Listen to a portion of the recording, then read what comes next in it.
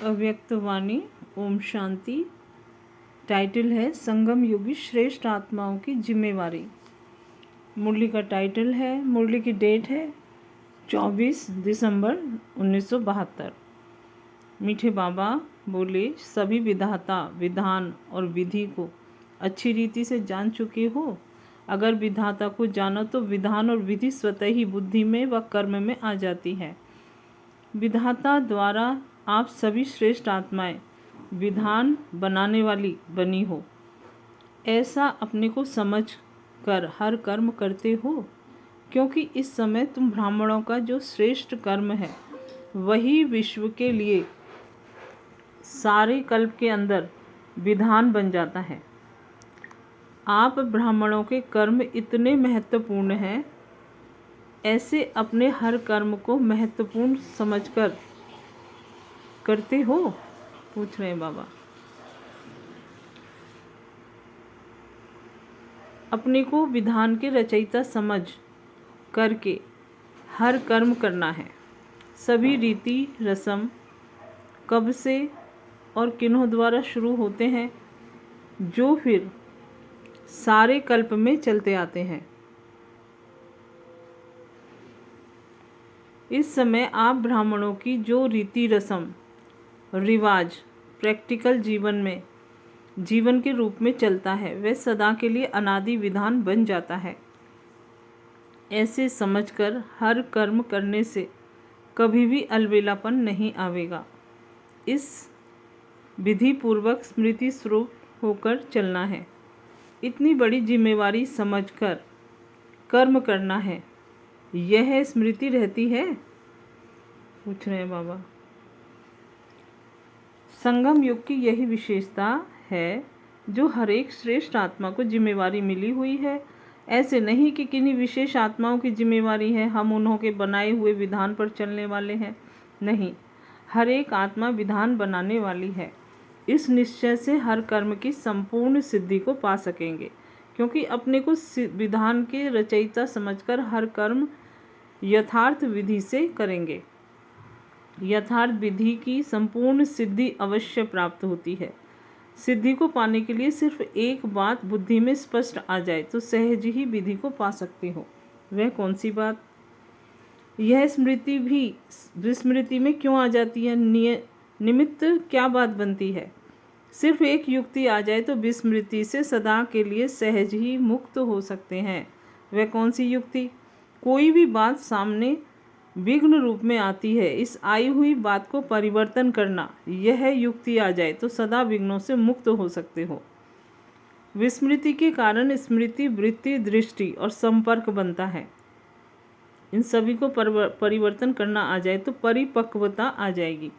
कोई भी व्यर्थ स्मृति आती है, देह व देह के संबंध, देह के पदार्थों की स्मृति को परिवर्तन करना आ जाए तो परिपक्व स्थिति नहीं बन जाएगी। ऐसे ही वृत्ति व दृष्टि को परिवर्तन करना आ जाए, संपर्क का परिवर्तन करना आ जाए तो संपूर्णता के समीप आ जाएंगे ना। परिवर्तन करने का तरीका नहीं आता है। देह की दृष्टि के बजाय देही की दृष्टि परिवर्तन करना, व्यर्थ संपर्क को अव्यक्त अलौकिक संपर्क में परिवर्तन करना, इसी में ही कमी होने से संपूर्ण स्टेज को पा नहीं सकते। देखना चाहिए, प्रकृति में भी परिवर्तन करने की शक्ति है। साइंस प्रकृति की शक्ति है। जब प्रकृति की शक्ति साइंस वस्तु को एक सेकंड में परिवर्तन कर सकती है, गर्म को शीतल, शीतल को गर्म बना सकती है। साइंस में यह शक्ति है ना। गर्म वातावरण को शीतल और शीतल वातावरण को गर्म बना देती है। प्रकृति की पावर वस्तु को परिवर्तन कर सकती है। तो परमात्म शक्ति या श्रेष्ठ आत्मा की शक्ति अपनी दृष्टि वृत्ति को परिवर्तन नहीं कर पाती है। अपनी ही वृत्ति, अपनी ही दृष्टि परिवर्तन न कर सकने के कारण अपने लिए विघ्न रूप बन जाते हैं। जबकि प्रकृति आपकी रचना है, आप तो मास्टर रचयिता हो ना। तो सोचो, जब मेरी रचना में यह पावर है और मुझ मास्टर रचयिता में यह पावर नहीं हो, यह श्रेष्ठ आत्मा का लक्षण है। आज प्रकृति की पावर एक सेकंड में जो चाहे वह प्रैक्टिकल में करके दिखाती है। इसलिए आज की भटकी हुई आत्माएं परमात्म शक्ति, ईश्वरीय शक्ति व साइलेंस की शक्ति को प्रैक्टिकल सबूत रूप में अर्थात प्रमाण रूप में देखना चाहते हैं। कोई अपकार करे, आप 1 सेकंड में अपकार को उपकार में परिवर्तित कर लो। कोई अपने संस्कार व स्वभाव के रूप में आपके सामने परीक्षा के रूप में आवे, लेकिन आप 1 सेकंड में अपने श्रेष्ठ संस्कार एक की स्मृति से ऐसी आत्मा के प्रति भी रहम दिल के संस्कार व स्वभाव धारण कर सकते हो। कोई देहधारी दृष्टि से सामने आए, आप 1 सेकंड में उनकी दृष्टि को आत्मिक दृष्टि में परिवर्तित कर लो। कोई गिराने की वृत्ति से व अपने संग दोष में लाने की दृष्टि से सामने आवे, तो आप उनको सदा श्रेष्ठ संग के आधार से उसको भी संग दोष से निकाल श्रेष्ठ संग लगाने वाले बना दो। ऐसी परिवर्तन की युक्ति आने से कभी भी विघ्न से हार नहीं खाएंगे। सर्व संपर्क में आने वाले आपकी इस सूक्ष्म श्रेष्ठ सेवा पर बलिहार जाएंगे। जैसे बाप आत्माओं को परिवर्तित करते हैं तो बाप के लिए शुक्रिया गाते हो, बलिहार जाते हो। ऐसे सर्व संपर्क में आने वाली आत्माएं आप लोगों का शुक्रिया सुनेंगी, मानेंगी। एक ही सहज युक्ति है ना।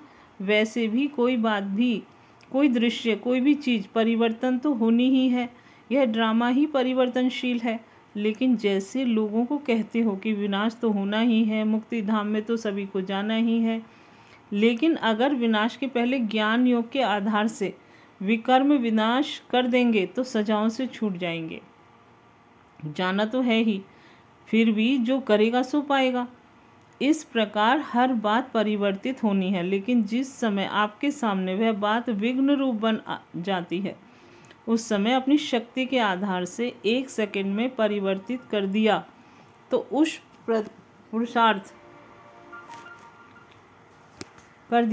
पुरुषार्थ करने का फल आपको प्राप्त हो जाएगा।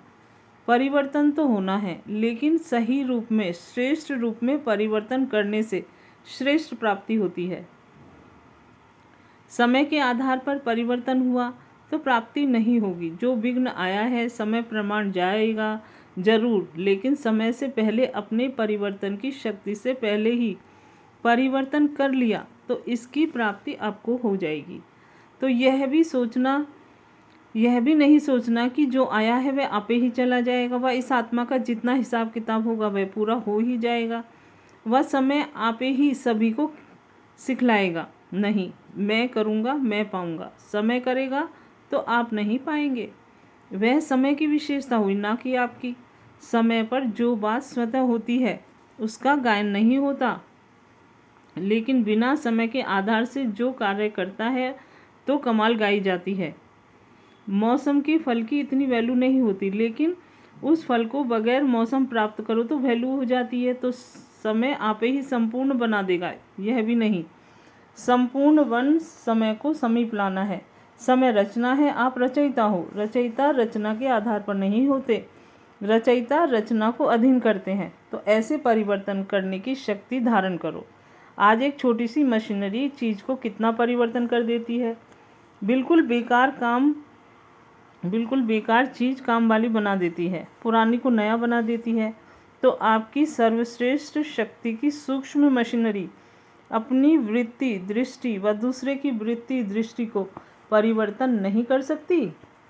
फिर यह कभी भी मुख से नहीं निकलेगा कि यह हुआ। कोई बहाना नहीं लगावेंगे।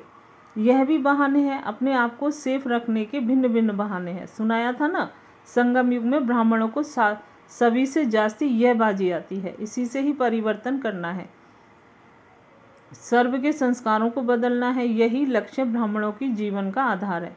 दूसरे बदलें तब हम बदलें, ऐसे नहीं। हम बदल कर औरों को बदलें, सदा इसमें अपने को आगे करना चाहिए। दूसरा बदले ना बदले, मैं बदल जाऊंगी तो दूसरा स्वतः ही बदल जाएगा। तो आप बदलने वाले हो, विश्व को परिवर्तन करने वाले हो, ना कि कोई बात में स्वयं परिवर्तित होने वाले हो। ऐसा लक्ष्य सदा स्मृति में रखते हुए अपने आप को परिपक्व बनाओ। अब समय समीपता की घंटियां बजा रहा है। आप लोग भी जोर शोर से बाप का परिचय का प्रत्यक्ष सबूत दिखाने का पुरुषार्थ करो। जो पालना ली है उस पालना का फल दिखाओ। व्यक्त साकार रूप द्वारा शिक्षा और पालना मिली, अव्यक्त रूप द्वारा भी बहुत ही शिक्षा की पालना मिली। अब कौन सा समय है? अभी तक पालना ही लेनी है कि पालना का फल दिखाना है? अब तो ड्रामा का यह पार्ट ही दिख रहा है। जैसे सतयुग में माँ बाप पालना कर राजभाग के अधिकारी बनाकर, तख्त नशीन बनाकर, राज तिलक देकर, राज जिम्मेवारी का तिलक दे साक्षी हो जाते हैं। साथ होते भी साक्षी हो देखते हैं। तो यह भी विधान कहाँ से शुरू हुआ? अब भी बाप दादा इस विश्व की सेवा की जिम्मेवारी का तिलक दे स्वयं साक्षी हो देखते हैं। साक्षी है ना, साथ होते भी साक्षी हैं। अभी का वर्ष और भी साक्षी बनने का है। अब अव्यक्त रूप का मिलन व्यक्त द्वारा भी कब तक? इसलिए नए वर्ष में अव्यक्त स्थिति में स्थित कराने की व अनुभव कराने की ड्रिल सिखला रहे हैं, जो अव्यक्त बाप से अव्यक्त मिलन मना सकें। कोई भी पार्ट सदा एक जैसा नहीं चलता, बदलता है आगे बढ़ाने लिए।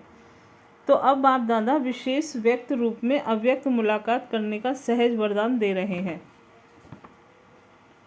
इस नए वर्ष के पहले मास को विशेष वरदान है। ड्रामा प्लान अनुसार जो अव्यक्त स्थिति का बाप से मीठी मीठी रूह रुयान करने का पुरुषार्थ करेगा, उस पुरुषार्थी आत्मा को व लगन लगाने वाली आत्मा को, सच्चे दिल से बाप से प्राप्ति करने वाली आत्मा को सहजी वरदान के रूप में अव्यक्ति अनोखे अनुभव प्राप्त होंगे। इसलिए अव्यक्त द्वारा अव्यक्त मिलन भी समाप्त होता जाएगा। फिर क्या करेंगे? मिलन नहीं मनाएंगे। अल्पकाल के मिलन के बजाय सदा काल के मिलन के अनुभवी बन जाएंगे। ऐसे अनुभव करेंगे जैसे बिल्कुल समीप सम्मुख मिलन मना रहे हैं। समझा?